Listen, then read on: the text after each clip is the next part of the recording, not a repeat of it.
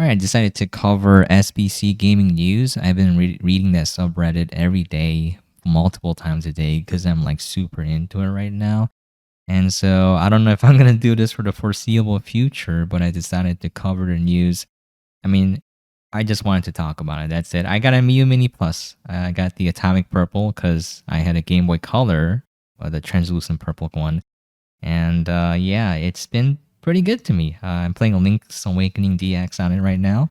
I'm going to make a review on it and maybe some guides, but my ultimate goal is to make my own Game Boy Color game and then move on to Game Boy Advance. So I saw there's still people making Game Boy Color and Game Boy Advance games. Dragon Nim is one, and then Good Boy Galaxy is another. I'm going to try to get a review copy of those if possible. Anyways, why don't we get into the news? I'm going to cover the new handhelds announced, and then we're going to move into bugs/performance fixes or news, and then some user creations, and then some like weird things happening. All right, so Ayaneo announced the Ayaneo Next Lite, and this is supposed to run SteamOS natively.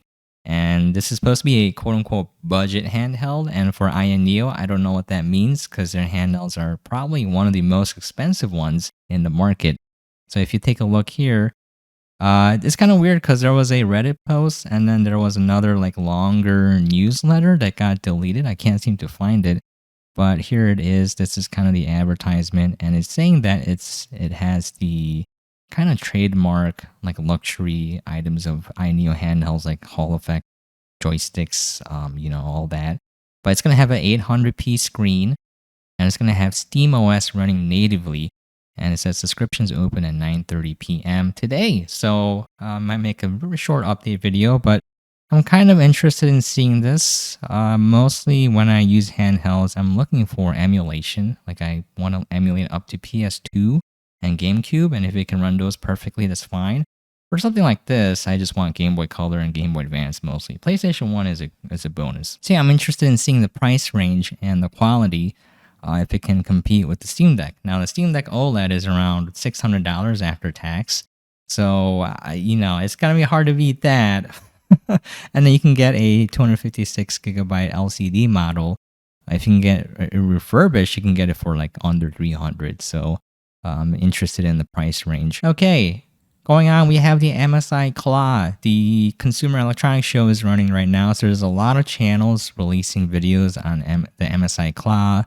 I saw Linus, Dave2D, a lot of YouTubers. Now, I don't really watch these guys, but if you want more information, they have hands-on footage of the Claw. But anyways, why don't we go over the specs? So the interesting thing is that it's using Intel processors. Mostly these handhelds are using AMD. AMD is king in the handheld scene, and this is using the Intel Core Ultra 7 processor. It's running Windows 11. I'm a little bit iffy about Windows. I don't like Microsoft, but some games just run easier on Windows. Like I was trying to get Might and Magic 6 to run on the Steam Deck. It's a little bit of a hassle, because I'm not a Linux guru, whereas if I have a Windows handle, I can just install it. That said, I hate Microsoft. Anyways, the screen is here, 1080p, 120 hertz. Touch screen's pretty good. It seems to be very similar to the ROG Ally.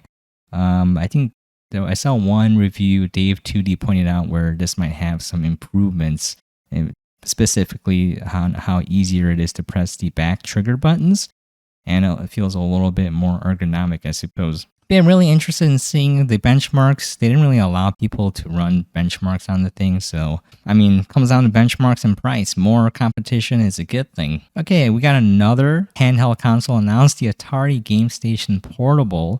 This is by Aurelian De Silva. So I'm going to try to give credit to the users who made this post, because that's how I get my news. So this is interesting. This is for Atari games, and you can see there's the little knob, and then the trackball, and the D-pad, and then the button, and the number pads. It's all for older Atari games. And yeah, I don't know. I think it's a neat device. I'm glad there's more handhelds coming out. I don't know who this is going to appeal to, because, like Atari games, if you're a little bit older than the NES crowd, that's what you played, right? But like for me, NES is where it started. Like Atari is a little bit, it's a little too chunky, you know, like chonky. It's like it's too blocky. But yeah, this is pretty cool. People were speculating that it's going to come out around December of 2024. Q4 is what they're aiming for. And they did have a smaller handheld for $40. So people are speculating that it's going to be more expensive, obviously. Let's give credit to the article here. This is from Inverse by Jackson Chen. Okay, we have a Hyperkin Mega 95 coming out. This was posted by user Traditional Aside 93. And yeah, look at this. I don't know. I don't know. I mean, it's a neat idea, and Hyperkin does this. So here is another article where they're comparing it to other consoles released by Hyperkin. There's a Hyperkin Superboy for 120. So they're assuming that, or just guessing that it might be the same price. This article was written by IGN. Taylor Lyles. So the thing is, though, I'm a little iffy about Hyperkin because I bought like the Retron 5 or whatever a long time ago. Essentially, it was a console where you can use physical cartridges and then use the software emulation to run the games. And so you could play NES, Super Nintendo, you know, a bunch of games. But there was some controversy back then where their software was using open source emulators, and then they were, you know, making some customizations and then keeping it private. That's a no-no. When you use open source software, you have to make your additions open source as well. You have to disclose the fact that you're using open source software. There's a lot of companies doing that, especially, you know, China don't care, man. Like these devices, you know, they're stealing everything, but yeah, I don't know. Yeah, at this point, if I don't have like hardware emulation, I don't think there's a point in using the cartridges at that point. I'd rather just use ROMs because you're using software emulation anyways. But yeah, to each their own, just letting people know this exists. I think a few people will get a kick out of it. There's also open source hardware and software being developed. This is, I think, awesome. This is more, like, it requires more technical skill and experience to put these together. But it's not too hard nowadays. But yeah, we got the Lite CM5.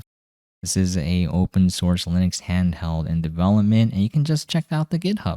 I think it's pretty dope that people are making all this open source. And if it's something you want to delve into, there are some channels that really go into making your own handheld. There's a video I saw. I forgot which channel it was, but it's pretty neat.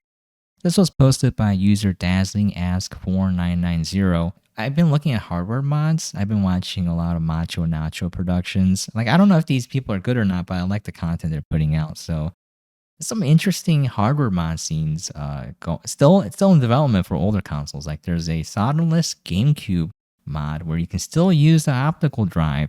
It's very tiny. You just like plug it in, and it's ingenious. The ribbon cable goes underneath the connection to this optical drive, and so you can use both. I think that's awesome, and you can just run games off a micro SD card, or you can play games, you know, physical games that you bought. I think that's neat. In my opinion, I wish Nintendo and Sony would re-release their older handhelds because they're so expensive. It's very expensive in the US, so people have been buying them from Japan because it's a lot cheaper, and Japanese people take care of their handhelds. And now those prices are going up, so it's like, there's a demand here for these older consoles, and I wish Nintendo would re-release them. There's still a demand for PlayStation Vita, you know, PSP. That might sound crazy, but there's a big fan base out there. And so I wish they would re-release these handhelds or re-release the components so we can repair them and keep them in shape. Now we're starting in the news segment where we talk about, you know, bug fixes and all that. So if you have been keeping your eye on the Retroid Pocket 4 Pro, there's a lot of channels that release great reviews on it. I love Retro Game Core. I think I watched the Retro Tech Dad review. There's some other channels. I know people meme on Taki, but I do like his videos because I think he does a good job of like actually reviewing the handheld. So all of them mention that the screen has a greenish tint, and allegedly someone from the staff posted that they fixed the issue on the other units that will be shipping out. So if you're worried about it, it seems like the screen's green tint is fixed. I don't know if it's true or not. Okay, anything can be faked. This was posted by Destroyer Dane. So yeah, that was an issue people had, and now that seems to be gone. I do want one though. I don't have the money, but I want all of them. You know, like I actually really like these handhelds. I want to get a Miyoo Mini V4. I want to get an RG35XX and a Plus and the horizontal RGB 30. You know, I want to get an Odin 2, Analog Pocket. I want to get all of them, you know, eventually over time. All right, so this is something I think that was neat. I know a lot of people know when you get a handheld, the first thing you do is throw out the micro SD card, get a new one, and then install custom OS and firmware if it's available. So this is from user Patrick has a Reddit, and he's saying that he installed Gamma OS and it really improves the RG405V. So if you guys have this and you're using stock software, the stock operating system, install custom OS on it and it should improve the performance of the games. So here we got user Billy Wilson 69 saying that, you know, after installing the operating system, it's 30% faster and it feels like it using Gamma OS. So that's something to keep in mind, fellas. Another thing too, a lot of people go on the subreddit and they're saying, I have this problem, that problem. Look, most of the problems boil down to you using the stock OS and the stock micro SD card. You gotta get a new micro SD card. Install custom firmware and install the custom operating systems available. You're gonna have a way better time. There are some issues that unfortunately come down to QA. I've seen a lot of issues with either the screen cable being loose or the screen itself coming loose because the adhesive was improperly applied. And unfortunately, it comes with the territory. You have to be kind of willing to deal with poor customer support because they will not, most of the time, they will not take the unit back and they will ship you replacement parts instead, though, and you have to replace it yourself. So some people have bad experiences. That's going to happen. It's probably going to happen more often than products you buy elsewhere because of the QA process being so spotty. We'll keep it at that. Okay, so this one I thought was interesting. So this guy was using a Powkiddy V9, which is like the little Game Boy SP lookalike console, and it would not run GTA 2 on the PlayStation 1 emulator, and someone was saying that you can change the CPU clock speed. So there's a lot of tweaking you can do. Now this might sound a little intimidating, but it comes with the territory. So I think ideally, like the reason why I like the Steam Deck, I have one, is that either works or it doesn't, you know? And when you tweak it, it's just changing which Proton version you're using, you know? If you can't fix it with that, you don't really do much more. So I feel like there's room for improvement where if you combine like the quality of the Steam Deck and the repairability with just being able to emulate anything easily, you just drop games on an SD card and put it in and it works, I think that'll be great. In fact, one of my dreams is I wish Valve would release a cheaper vertical format handheld just for emulating or streaming games to it. So they're not going to do it. Anyways, this is an abomination, but this is from user Grycom. I've actually seen this pop up in other websites and YouTube channels. This is the Microsoft Surface Duo, which is a tablet with 2 screens, and people are using it for, this is crazy, Nintendo DS emulation out of all things. 3DS, you know, whatever. And I'm like, that has got to be heavy, dude. Like, I don't know. It looks great, though, because if you take advantage of the power, you can upscale the games, and it's going to look sharp on higher resolution screens. But yeah, that's crazy. This is something people are doing. It's neat. That's why I like the scene. There's the creativity of people amaze me. This is a custom 3D printed bracket to hold this. But yeah, I think that's pretty neat. If you have one of these, you like emulation, you might check it out. It does look a little unwieldy though. Okay, so here, this is the user console sections, and it's surprising to me, but the Nintendo 3DS and 2DS and Vita keep popping up. There's a rabid scene around these handhelds. So this is from user Morning Blades, and they got PS Vita, and then they got Adrenaline, Chimera SNES, and MGBA on it. And yeah, you can emulate those other handhelds, but you can just run ROMs for Vita, PSP, and PlayStation 1 natively. I will note here though, the emulators I'm not sure if this is true, but I read a comment where someone was saying they don't run as well. Like the Game Boy Advance emulators don't run as well on the Vita hardware, and that when you play it, it will look a little bit grainy because there's really no upscaling done to it. I'm sure someone can tweak that, but yeah, that's something to keep in mind. I do want a Vita though. I'm one of my goals is to go to Japan and buy these handhelds because they're crazy over there. Where there's like a tiny blemish, and then they'll mark the price down a lot. At least in places where there aren't a lot of tourists, so they really take good care of their stuff over there. Whereas in GameStop, like someone could take a dump on it and they'll be like, "Oh, we'll just take it in." I thought this was neat. This is from user Lost Profit V. This is their first shell change on original Game Boy Advance, and I thought it looked neat. Looked like kind of like Iron Man. It's very shiny. Probably going back and referring to the Super Famicom, but yeah, I thought that was neat. I think it's great that these old handhelds are still in circulation. And yeah, look at the original screen. It's so dark. If you guys remember playing the original Game Boy Color or Game Boy Advance, and then like you're playing it, I remember I was playing it in school. Oh no, one of my buddies was playing in school, and then there, like when you're trying to hold it up so that like you can get enough light, but you don't want the glare. And yeah, I don't know. I don't understand why they didn't include backlighting. Man, I remember I bought my Game Boy Advance for I think $30 when they were being clearance out at Comp USA. Those are good times. I think I bought the GameCube and the Dreamcast when they're being clearance out for about $50 at Toys R Us. Yeah. I sold everything because, being broke, you gotta sell it. But I sold it before COVID, before the insane price hikes on these video games. So I'm a little bit sad. I could have made way more money, but I do wish I had some of the hardware, and some of the games. But yeah, it's fine. We're gonna end with this today. This is from Alternative Spite 11. Title, I'm pretty sure this is the ugliest handle I've ever seen.